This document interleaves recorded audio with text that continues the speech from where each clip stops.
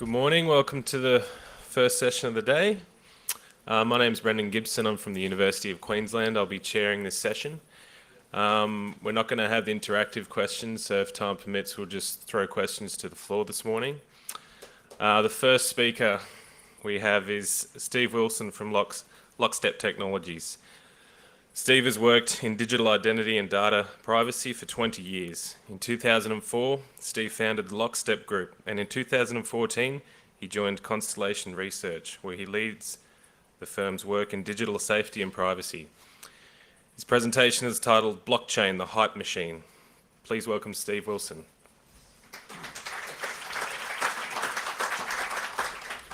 Thanks, everybody. Look, I'm an identity guy and I exercise multiple identities, okay? So Lockstep Technologies, I'm here as Constellation. Constellation is a research firm that sponsored the research that I'm going to present today.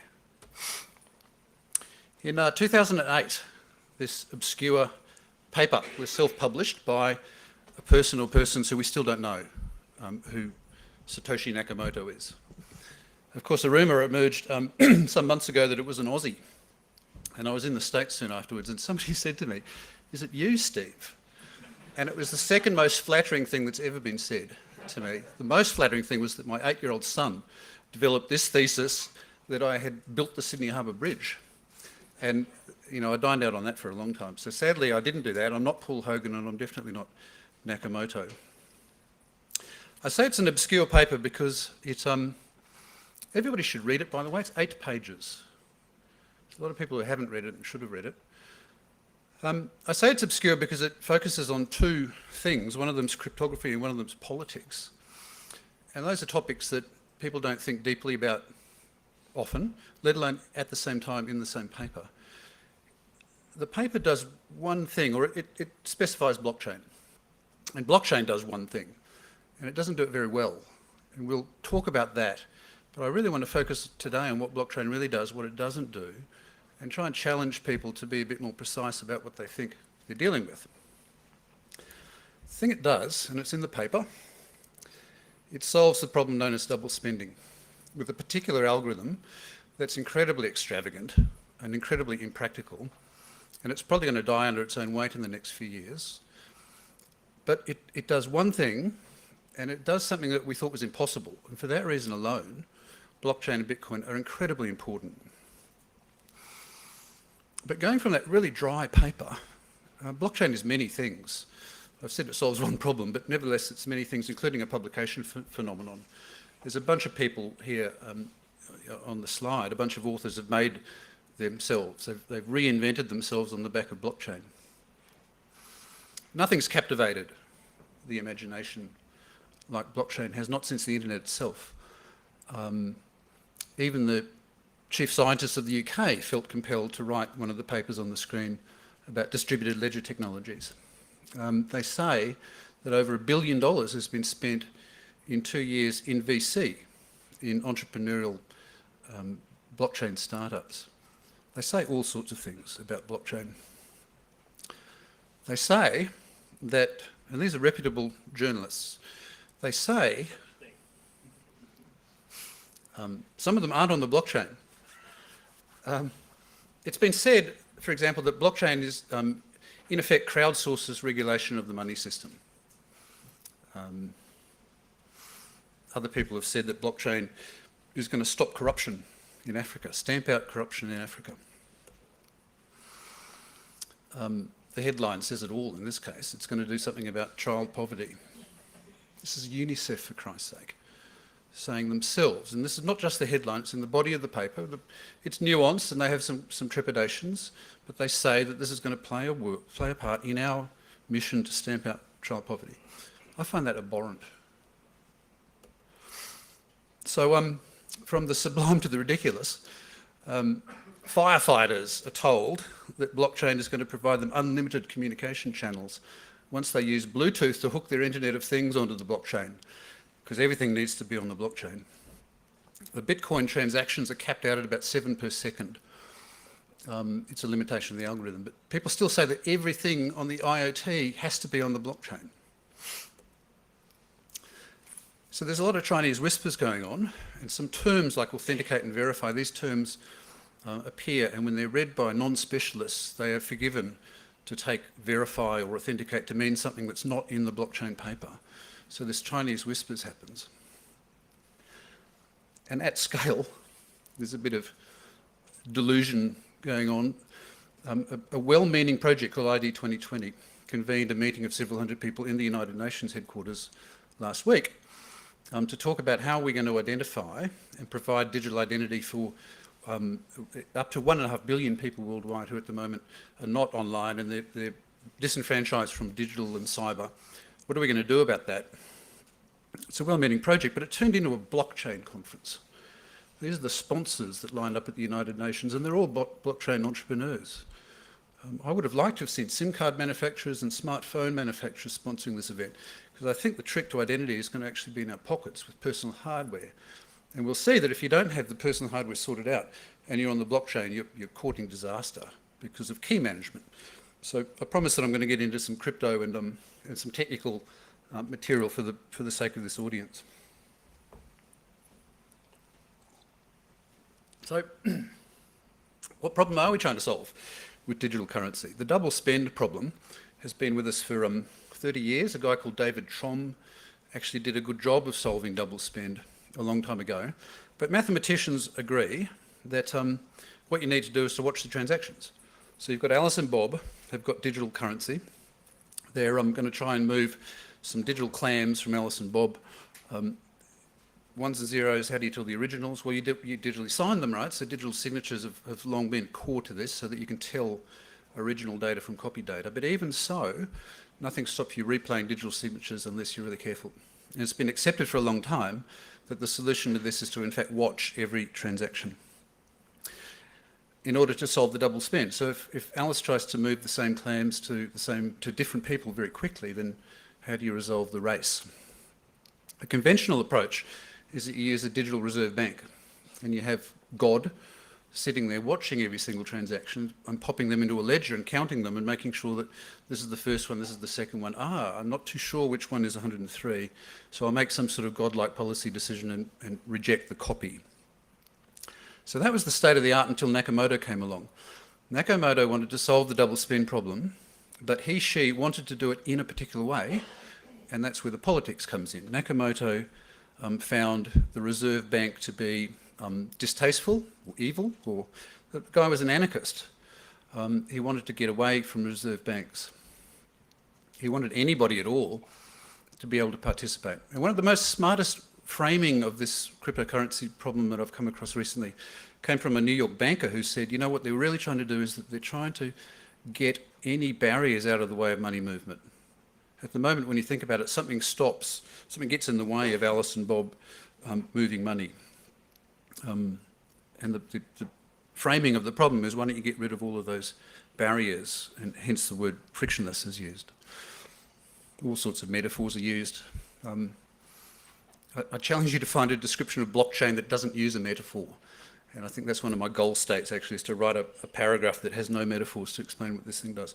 I haven't succeeded at that yet. Nakamoto's genius, and people will argue that the bones of blockchain were put in place earlier. I'm just going to accept the premise that Nakamoto invented this. The genius was to crowdsource the observation or the monitoring of all of those transactions, and to do so with what is generically called a consensus algorithm, and in the case of blockchain it's called proof of work. The idea is basically to crowdsource that oversight so that there is no single point of failure and there's no single authority getting in the way making policy decisions. You share the work, in the case of consensus by proof of work, you share the work across a vast array of nodes. And hence, if you know anything about Bitcoin, you'll know that the computer network that holds it up is currently consuming the electricity that's about equivalent to the entire country of Denmark. And so the economics of this thing becomes a bit strange, but there's all sorts of things that we could talk about blockchain being strange. So we've got all of these networks, and what they're doing is that they're observing every single transaction and periodically sharing their sense of which transactions came in what order, and then across the network voting and freezing the state of the ledger at a particular point in time and publishing that Cryptographically, what it is that it's a hash of the previous period of transactions hashed with every other transaction in history. So the entire history of the network is represented and is inviolable. It can't be tampered with. Not only is it digitally signed on the inputs, but the entire thing is then distributed across all of the nodes. So one of the properties that blockchain has is that it's inviolable or it's massively redundant. Nakamoto did several really clever things in the paper, but the incentive was particularly clever. So how do you get all of these computers to do the work? What you do is that you set them all up with their own Bitcoin wallets, and then randomly you pay them for their effort. Now the fine print is that it's got to do with hashing, and it's got to do with reverse engineering and guessing a hash and doing a brute force attack. So for the purposes of today, it's actually, and when you think about it, it's quite funny that these people are just being paid randomly. They improve their odds of being paid by doing more of the work and setting up supercomputers in their own backyards. And some of these Bitcoin mining rigs, it's called, are really quite astonishing. There are pictures all over the internet of people with metal framed sheds in the back of a paddock somewhere, very secret because you don't want your enemies to come and find your Bitcoin mining rig. But an astonishing investment that people are putting in. That's where we're at. That's the bare bones of it. And as I said, it was an impossible problem. The idea that you could crowdsource or get away from a central mint was thought to be impossible. And every now and again, somebody solves an impossible problem, and it can create a whole new branch of maths, or it can create a whole new industry. He's squared the circle. And if he has squared the circle, and if he's come up with a brand new form of geometry, it doesn't necessarily mean that this new form of geometry can also factor prime numbers or elliptic curves, right? It's a very specific solution to a very specific problem. I think that there will be more general solutions to more general problems coming out, but it's not the blockchain. So how come we're so excited about this? I've written a long paper about this, and I've got 4 or 5 theories about why the excitement has come up. I think it's an interesting question. But I think it is as simple as this. It seems like magic, and the people who haven't really thought it through are literally, as Arthur C. Clarke said, they're kind of mesmerised by it and they're overreaching. Now the reason why they're overreaching is that you can indeed do multiple things with blockchain. I'm just standing here saying it only solves one problem, but it's a software platform. The open source Bitcoin wallets and the open source Bitcoin mining software on the nodes is available, and the wallets in particular have got APIs, so that while you're moving your Bitcoin around, you can get your software to put other stuff into the data, into the transaction. So Alice is moving some Bitcoin to Bob, and while she's doing that, she can also put something into the API. And so this allows these records in the ledger to carry other data. And so lickety-split, people started saying, if we've got an inviolable register, what other things do we like to put on inviolable registers? So there are businesses emerging, and there's announcements made that the government of Honduras is going to put their land titles on the blockchain in order to stop corruption. Important to note that the Honduras project is even quoted by the UK chief scientist, and it's quoted hundreds of times as a case study. It's a use case. Land titles on the blockchain is a use case. Well, it's not. It's a press release. The company Factom put out a press release over a year ago. It's not even clear if the government endorsed the press release, but they went along with it for some months until the project failed to launch, and then some shit hit the fan with the government backing away and denying it, and it's very murky. And there's been a blog from Factom at the beginning of this year that tries to prevaricate and make excuses, but it's a press release. It hasn't happened yet. Diamonds are happening. It's a healthier project. A startup company in London called Everledger. So their proposition is that diamonds are now barcoded at the mines or at the dealers pretty close to the mines before the diamonds get to London and Tel Aviv and New York. So diamonds are uniquely stamped, they're barcoded now in order to try and get around blood diamonds. And Everledger proposes that doing a better job of actually tracking the diamonds once they're barcoded will solve the blood diamond problem as well. Forgetting that an actual human being with a laser has to stand between the mine and the Bitcoin wallet. So there's an edge problem. It's a first mile problem. How do you ensure the integrity of the data before it gets on the blockchain? Once it's on the blockchain, it's there forever.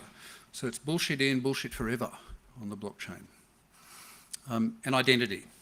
There's just dozens of companies that have started up doing identity on the blockchain. The really notable thing about that ecosystem is that until recently, none of those companies have been identity companies. They have all been entrepreneurs. Now, I'm an entrepreneur myself, but I think it's a bit weird that it was only 12 months ago, to my knowledge, I go to a lot of identity conferences, it was 12 months ago that the CTO of, or Ping Identity, I've blogged about this, but Ping is one of the companies, the CTO 12 months ago hadn't actually heard of blockchain. And he made a keynote speech at a conference of identity people saying, I think this might be important. Meanwhile, he's coming on the back of dozens of these startup companies that are not identity professionals saying, we can solve the identity problem. And they're not framing what the identity problem is. So my suspicion about this ecosystem of identity entrepreneurs is just that it's a bit weird that there aren't people with 20 years of experience in digital identity forming these companies. There are people that have got 20 months of experience in a technology that frankly they don't really understand. Now that's about to change. I think watch this space. In a couple of weeks' time there will be an interesting announcement from an identity company who to my knowledge is the first deep specialist in identity, with dozens of identity people that are going to announce something really quite interesting. Now there's a ton of this, right? So these things are flimsier, but you'll hear about them. ID 2020 itself, great idea to try and identify all of those people that are currently not digital, but why it has to be on the blockchain they haven't explained. Somebody got married, I think in Las Vegas, and they put their marriage certificate on the blockchain. Birth certificates on the blockchain. Somebody said a board certified obstetrician at the birth will jump onto a terminal and record the birth on the blockchain. But this person that said this technology is about no more trust, it's all about peer-to-peer, still used the term board certified obstetrician, which kind of tells you something that's going on there. You don't want everybody just self-registering their births on the blockchain, right? Patents, health records, reputation. And as we go down this list, the problem statement gets harder and harder to actually unpack. And these things, it's Chinese whispers, it's been said over and over now that Airbnb is on the blockchain. Well, they're not. Airbnb hired a couple of people that once worked for a blockchain company, and a keynote speech said reputation's important in Airbnb, maybe a distributed ledger has a role. That's all they've said. And you know, as the words come out, people start to press back on the problem.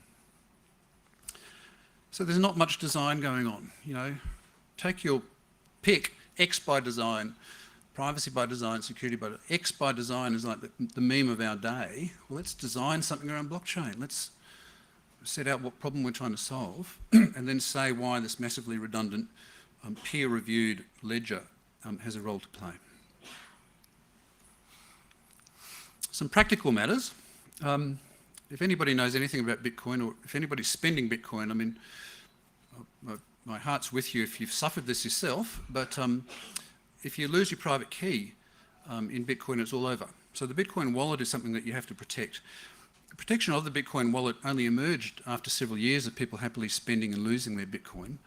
Look, I've got a theory. The famous, you know, the biggest hoard of Bitcoin that we know of is Satoshi's Bitcoin himself. He owns something like about $100 million worth of Bitcoin because he did a lot of mining early on. It's never been spent, not a single Satoshi, meaning a Bitcoin cent, not a single Satoshi has ever been spent. My evil theory, is that the guy has lost his private key and that Satoshi himself is watching that balance forever, not being able to move it. One of the leading Bitcoin books, blockchain books, came out a couple of weeks ago. Bestseller, literally. Important book.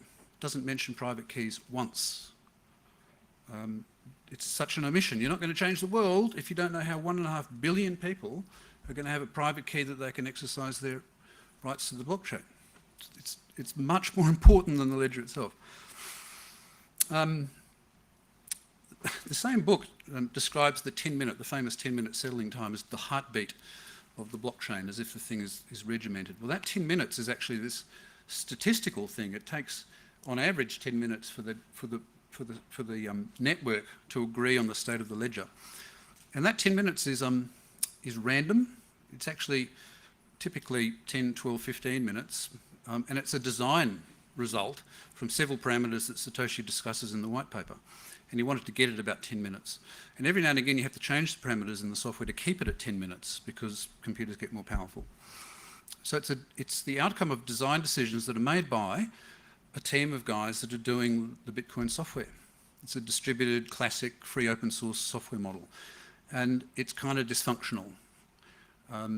We can talk about that offline if you like, but I'd recommend a guy called Brian Armstrong, who has argued and blogs very strenuously about the dysfunctional nature of the team. Now this gets very emotional very quickly, and that's why I'm saying let's talk about it out in the corridor. Because the fact that people are arguing about it is what I wanted to remark about. It's a meta issue. Fine for people to argue. I mean, I'm a software guy myself historically. I know about design arguments, but these arguments appear to be impossible. They're not getting resolved. People are standing up in conferences actually getting really emotional and coming to blows about block size. And it's a really weird situation that we have something that's allegedly social infrastructure for the 21st century, and it's run by a bunch of guys that don't get on, and they're opaque. Nobody really knows what they're doing. The good side about blockchain is that it has solved this impossible problem. It is incredibly inspirational. There's this thing called Merkel's puzzles. If there's anybody who's been in crypto for more than about 30 years, you'll probably know about Merkel's puzzles. In short, Ralph Merkel, mathematician, 1974, I think. For decades, we'd had the public key problem, right? The key exchange problem. Alice and Bob, they want to exchange a session key. How do you do that? It's said that the Brits solved that problem in World War II in secret. I don't know. The first public solution was Merkel.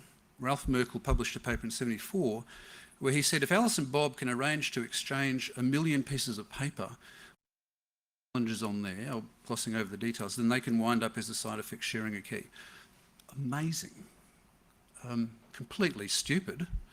It solves the impossible problem. People said Alice and Bob could not share data with the eavesdropper.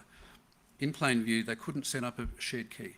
Merkel solved the problem. About 5 years later, Diffie-Hellman and then RSA, those three guys solved the key exchange problem with asymmetric cryptography, and they did it really clever.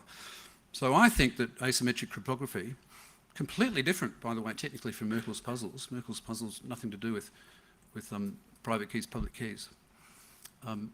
It was the inspiration. So if you solve an impossible problem, you get incredible innovation, and you know, all power to those people. Some other good things about blockchain and Bitcoin, it clearly addresses a real need, especially amongst the unbanked and the underbanked and the under-identified. The idea that I can send remittances across borders from developing countries to guest workers in more fortunate countries without having a 40% sort of Wells Fargo hit, Western Union hit, then that's a good thing, and there's some really worthwhile things happening with Bitcoin itself. But the idea that that use case is going to disrupt banks is just kind of silly. There's something there that's going to disrupt banks, and certainly the idea of frictionless movement of value is something that has really energised some of the banks, and we will see some tremendous R&D, and we're just beginning to see the fruits of that labour. But I think a lot of the commentators are getting carried away with disruption purely for disruption's sake. So let's just bear in mind, it was very political. It not only wanted to solve the double spend problem, but it wanted to solve it in a political way without a reserve bank.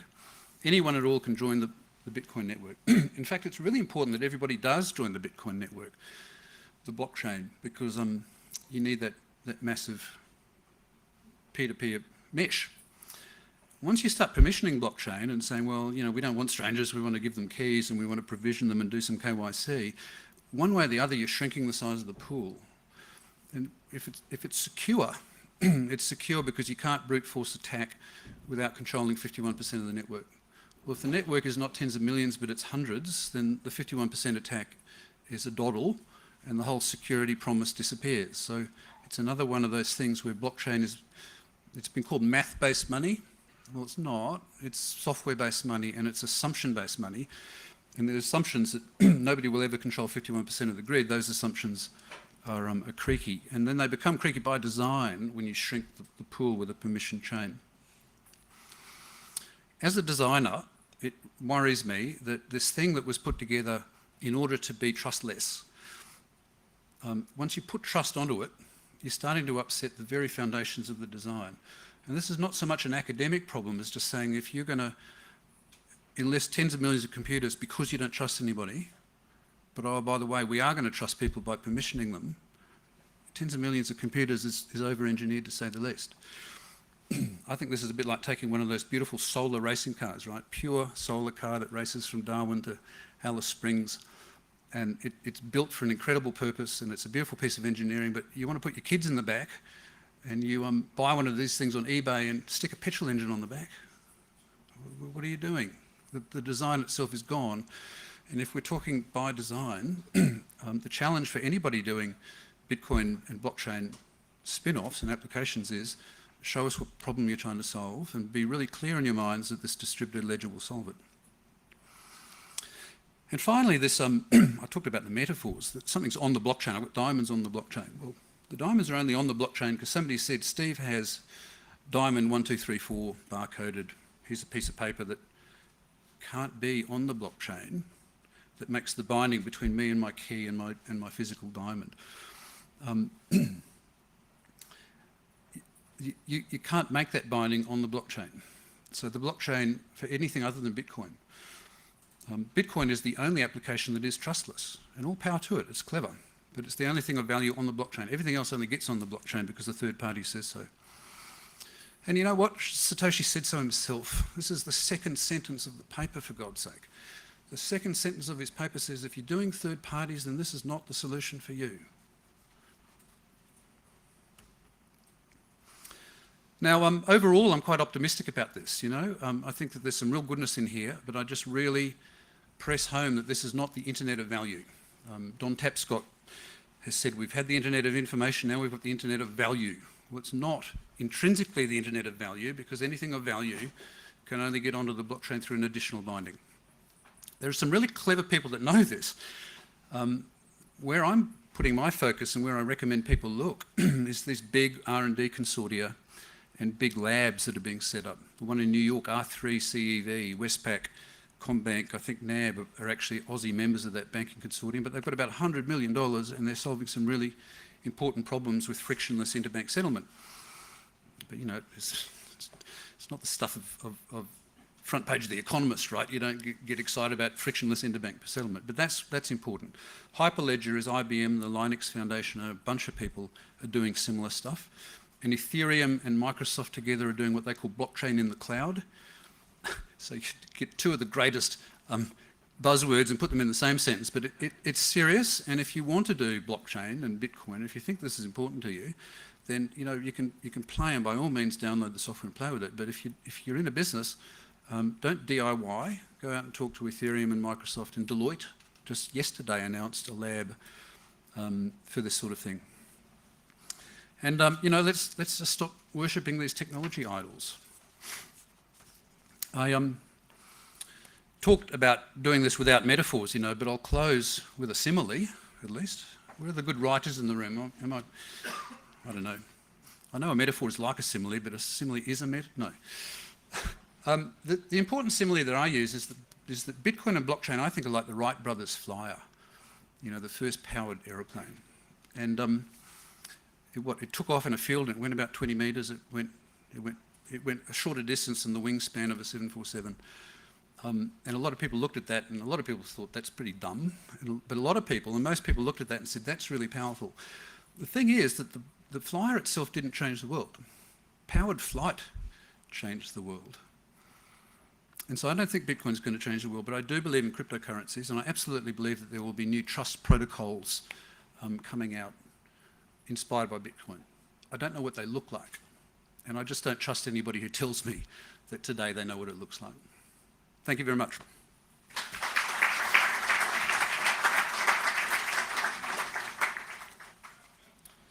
And we've got some time for questions from the floor, or if they're in the app, I just don't see the app, but I'd prefer to take questions from the floor so we can make this a bit chatty. Yeah, thanks.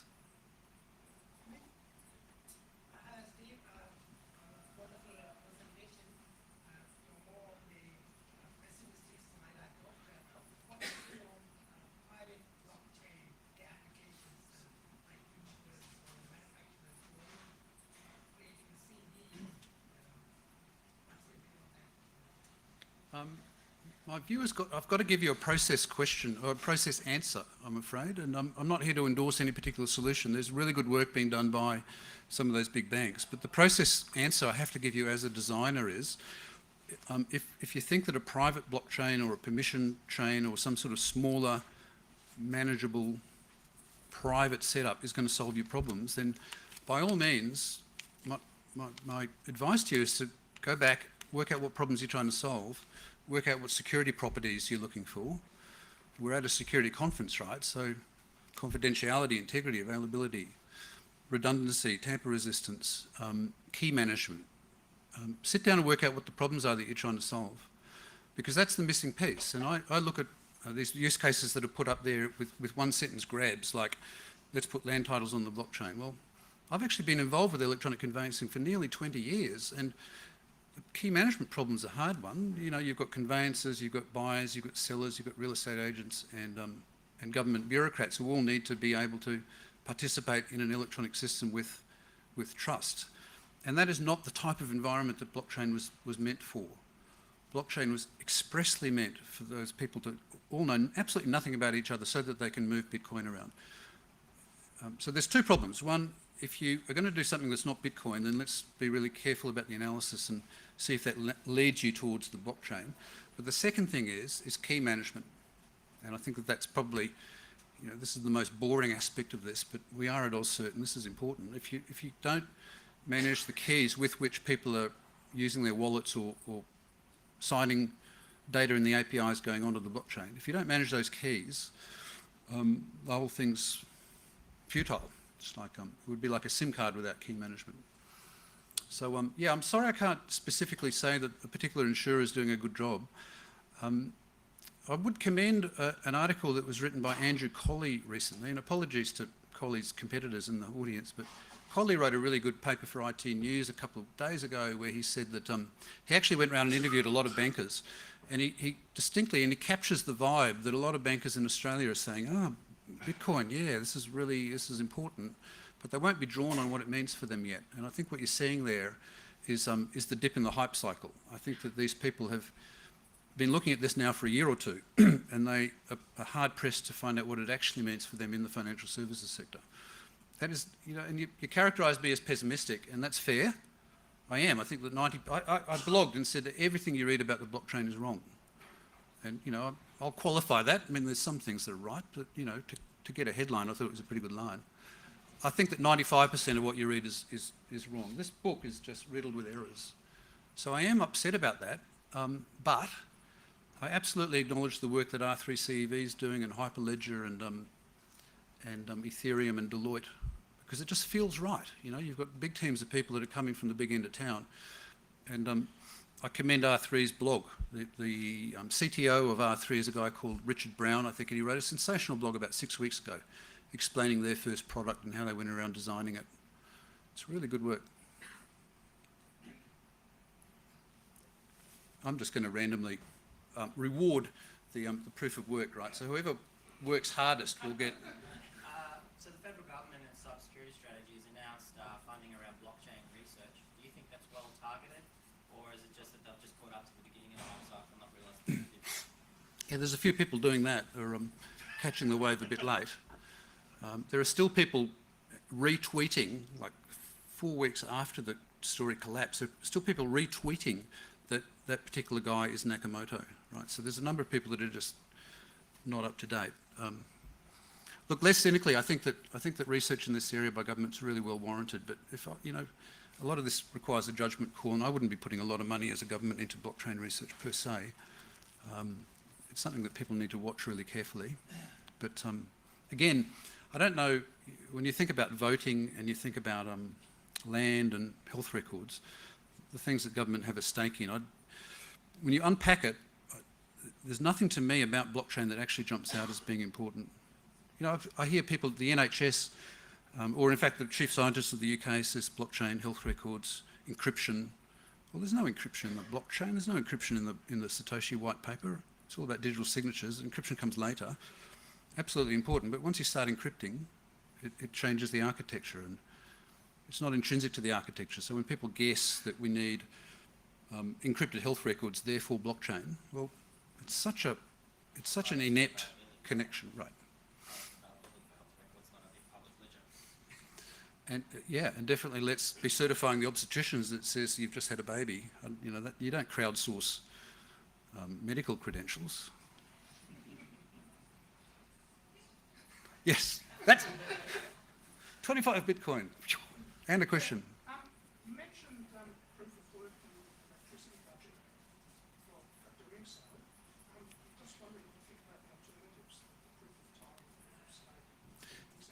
Yeah, much more interesting and much more efficient. And the things that I've heard that are about to be announced from a company is an algorithm that changes all of that fundamentally. Yeah, I mean, I'll say something that's kind of candid, and maybe I'm wrong. I don't mind being wrong, but I think that blockchain and Bitcoin as it exists today will just collapse under its own weight in the next couple of years and be replaced by something that's generation 2 and a lot smarter. No. But this is sort of important, because if people are a bit schizo about this, with the greatest respect to the poor person I referred to before, the futurists are saying the blockchain as it exists today is going to change the world for all of these reasons. And it's kind of embarrassing to think that it might not be that one, and that we might have to go back and download something else and start again. And that's fine, but my observation is that you need to, as a futurist, you need to really be clear about what horse you're backing. And at the moment, a lot of the people are in no man's land. They think that it's the current technology. They paper over its inadequacies. They paper over that it's being pressed to do something that it wasn't designed to do. That's a more objective way of saying it. And these second and third generation things will be utterly different. So we're sort of crystal balling what's going to happen based on an algorithm today that is not sustainable, and I think that that's a bit of a mug's game. I was going to say, you mentioned please stop worshipping false technology idols, which is the worst idol we've seen.